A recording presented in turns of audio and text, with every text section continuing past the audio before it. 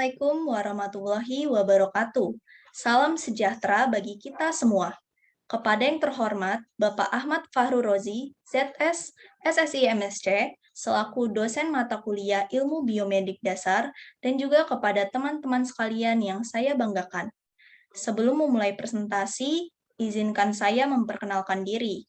Nama saya Amelia Cynthia Pasaribu, selaku moderator yang akan memandu jalannya presentasi pada saat ini.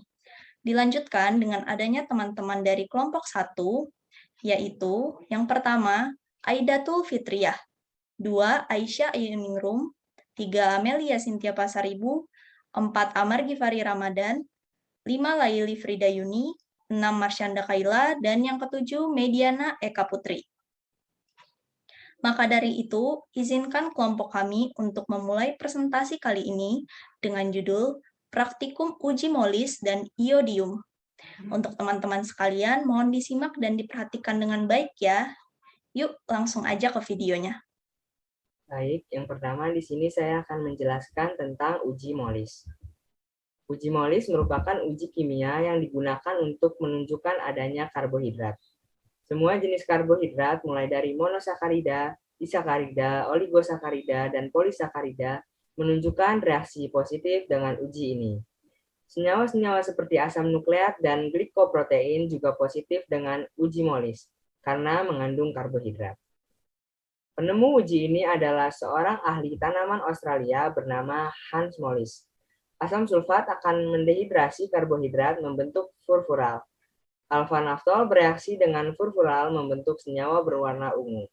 Reaksi positif ditunjukkan dengan munculnya warna ungu pada batas kedua cairan. Tujuan dari uji molis ini yaitu membuktikan adanya karbohidrat dalam suatu sampel. Prinsip atau dasar pada uji molis ini yaitu reaksi ini disebabkan oleh daya dehidrasi asam anorganik pekat terhadap karbohidrat, membentuk turtural atau turunannya. Seperti hidroksimetil turtural, reaksi molis terdiri atas alfa-naftol akan bereaksi dengan furfural membentuk senyawa berwarna ungu. Baik, selanjutnya di sini ada reaksi yang terjadi pada percobaan uji molis. Reaksi ini disebabkan oleh daya dehidrasi asam anorganik pekat terhadap karbohidrat, membentuk furfural atau turunannya, seperti hidroksimetil furfural. Reaksi molis terdiri atas alfa-naftol akan bereaksi dengan furfural membentuk senyawa berwarna ungu. Selanjutnya ada alat-alat dalam melakukan uji molis.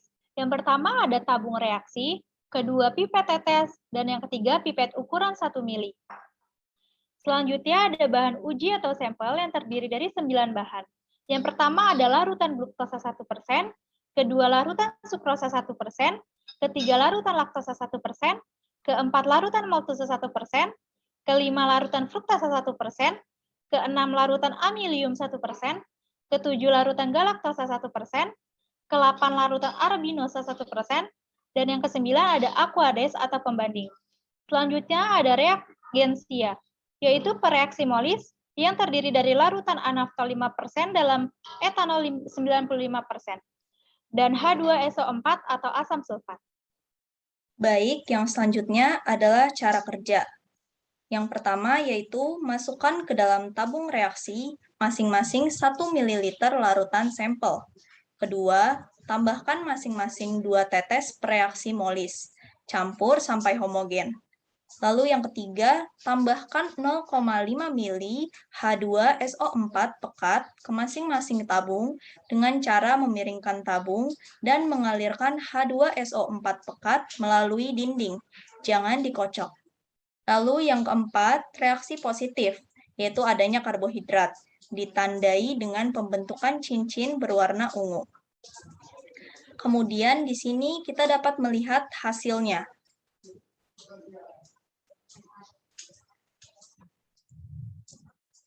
Pada hasil pengamatan di atas, terlihat bahwa semua sampel adalah karbohidrat kecuali aquades.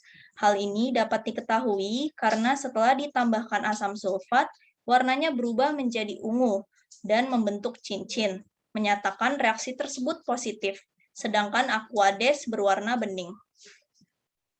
Mekanisme terbentuknya cincin ungu adalah karbohidrat oleh asam sulfat pekat akan dihidrolisa menjadi monosakarida. Lalu monosakarida tersebut mengalami dehidrasi asam sulfat menjadi furfural.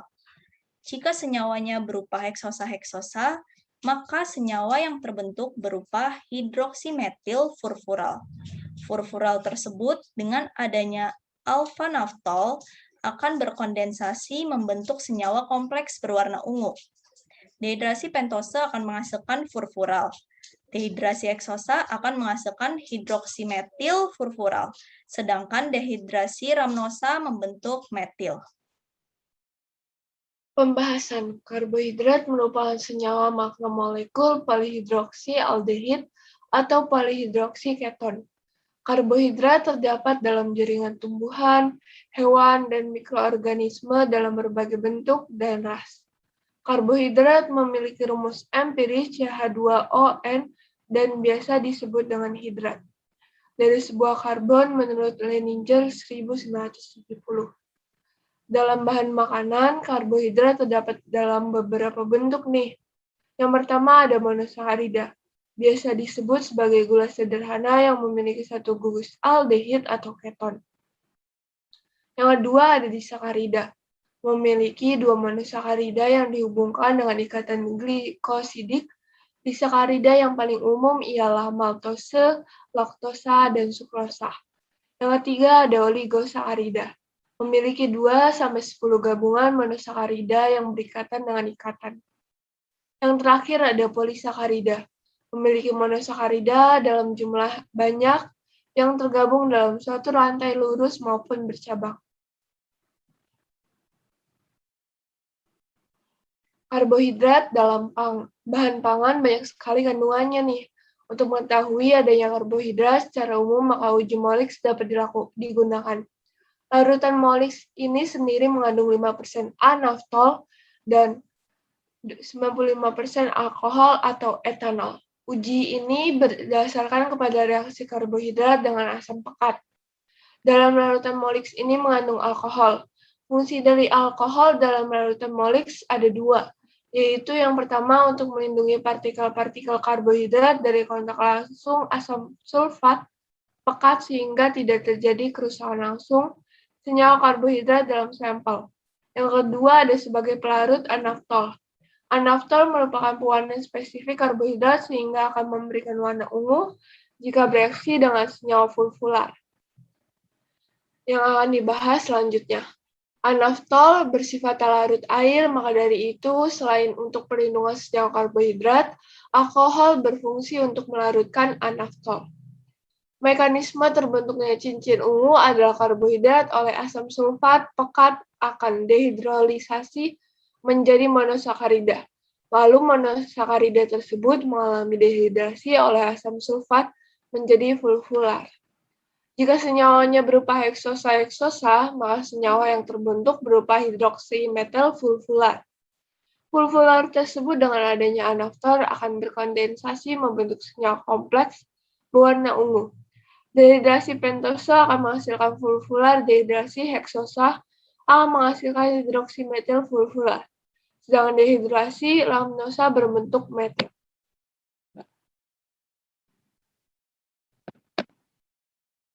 Selanjutnya ada kesimpulan. Uji Molix adalah uji umum untuk karbohidrat. Reaksi Molix yang terdiri dari A-naftol dalam alkohol akan bereaksi dengan furfular tersebut, membentuk senyawa kompleks berwarna ungu, yang disebabkan oleh adanya dehidrasi asam sulfat pekat terhadap karbohidrat. Uji tersebut bukan uji spesifik untuk karbohidrat, hanya menentukan ada atau tidaknya karbohidrat. Tetapi uji ini dilakukan untuk landasan penelitian karbohidrat apa yang dikandung di dalam sampel. Pada hasil pengamatan di atas, terdiri bahwa semua sampel adalah karbohidrat kecuali aquades. Hal ini dapat diketahui karena setelah ditambahkan asam sulfat, warnanya berubah menjadi ungu dan membentuk cincin menyerahkan reaksi tersebut positif. Sedangkan aquades tidak, aquades berwarna bening.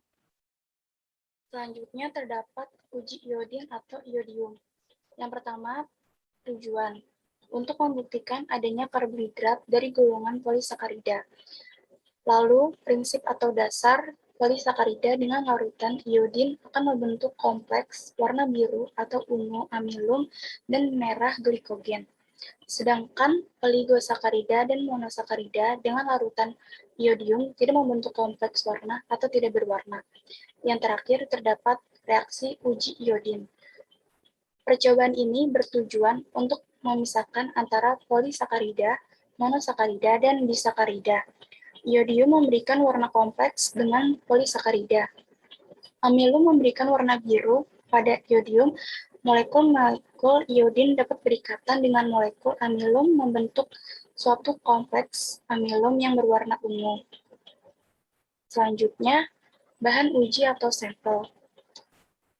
Terdapat larutan fruktosa, larutan glukosa, larutan sukrosa, lalu larutan laktosa, larutan maltosa, larutan amilum, larutan galaktosa, larutan arabinosa, lalu pembanding. Yang terakhir, reaksi iodium. Reaksi iodium larutan 20 gram dalam 1000 ml aqueous dan ditambahkan iodium secukupnya sampai larutan berwarna kuning tua. Lalu terdapat alat-alat yang harus dipersiapkan, yaitu tabung reaksi, lalu pipet ukuran 1 ml, dan pipet tetes. Baik, selanjutnya akan saya jelaskan mengenai cara kerjanya. Yang pertama, masukkan larutan sampel ke dalam tabung reaksi masing-masing 1 ml. Larutan yang diujikan tadi adalah larutan amilum 1%, larutan maltosa 1%, larutan laktosa 1%, larutan sukrosa 1%, larutan glukosa 1%, larutan fruktosa 1%, larutan galaktosa 1%, larutan arabinosa 1%, dan aqueous sebagai pembanding. Yang kedua, ditambahkan masing-masing 2-3 tetes reaksi iodium sehingga campurannya menjadi homogen. Kemudian, reaksi iodium ini berupa 20 gram larutan kalium iodida dalam 1000 ml aqueous. Nah, yang ketiga, kita amati kompleks warnanya. Jika menghasilkan warna biru atau ungu, itu termasuk golongan polisakarida atau amilum. Jika menghasilkan warna merah, termasuk golongan polisakarida glikogen. Dan jika tidak menghasilkan warna, berarti itu bukan golongan polisakarida.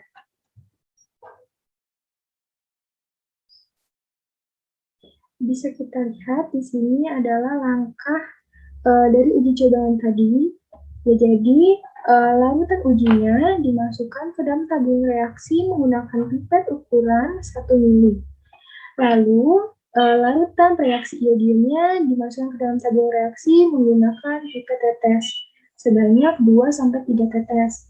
Lalu di sini larutannya sudah dicampurkan ya, jadi dicampurkan dulu. Jika larutannya berubah menjadi warna biru, berarti ia termasuk karbohidrat golongan polisakarida. Namun, jika larutannya tidak berwarna, maka dia bukan golongan karbohidrat polisakarida.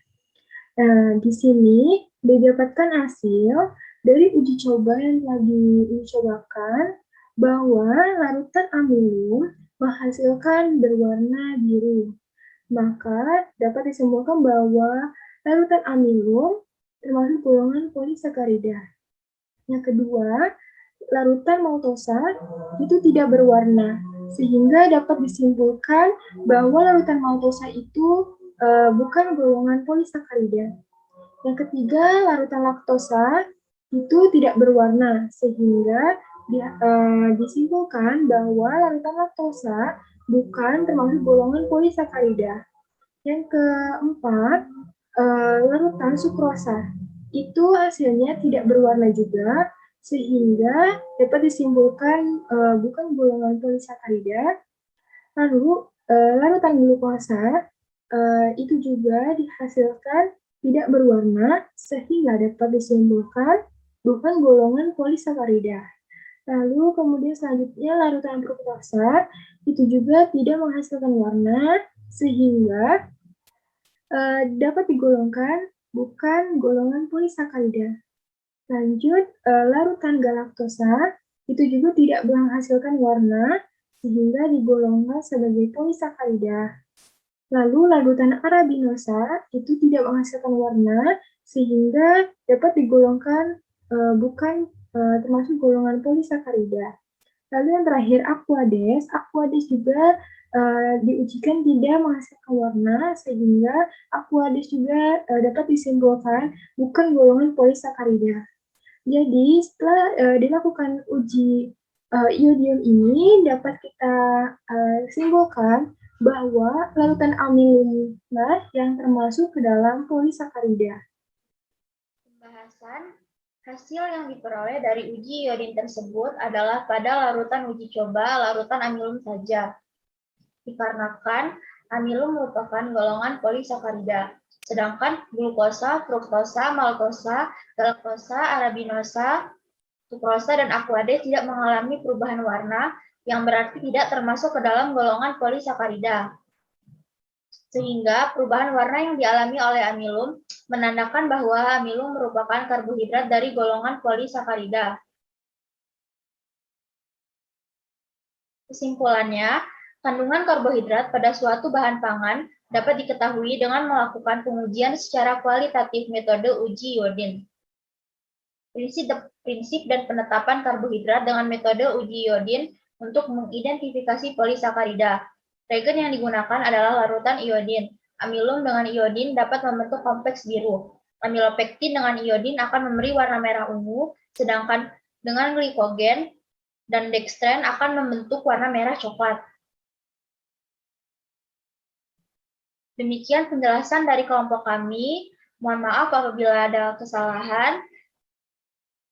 Kami akhiri. Wassalamualaikum warahmatullahi wabarakatuh.